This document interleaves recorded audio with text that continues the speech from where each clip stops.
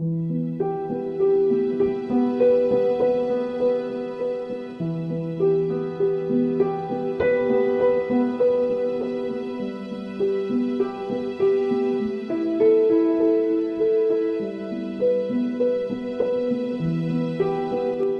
احوال 27 जनवरी 2020 اوست سه ماهی رپورت ویزا اکتبر نوامبر و دسامبر رپورت وستینگ سه ماهانی توکا هوستا 31 لک کلدار 89 نادراهانی سرا هرچ کنک بوتا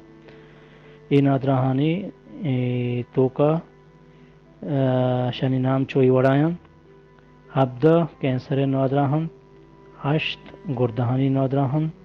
7 دل نادراهن 6 سرین हड्डे नादराहन 6 brain tumour नादराहन 4 तेलसेमिया नादराहन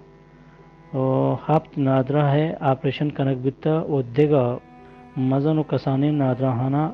नादराहियानी आमाद चो गरीब व तंग दस्ते नादरा कुमक कनक बुतगम बलोच राजा गुंदजबंदीन के ओस्त गेशा च गेश कुमक को हमरदारिया बिकनन दांके गरीब व तंग दस्तानी गेशा च गेश कुमक को इलाज कनक बिबिते जोहत पहार कसा ओस्त बेवसा ओस्त वेलफेयर ऑर्गेनाइजेशन बलूचिस्तान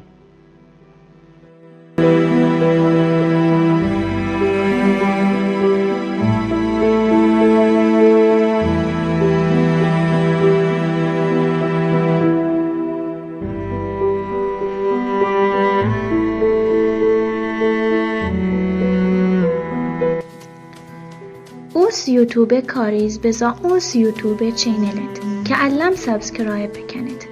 و سابسکرایب کنگه وسا همی سوریم بطنا یک رندی وتی دستا به جنتو وتی مهرانی در شانیا گون اوستا بکنید چیا که جهد به هر کسا اوست بی وسا اوست یوتیوب چینل اوست ویلفر ارگنیزیشن کل بلوچانی میراسد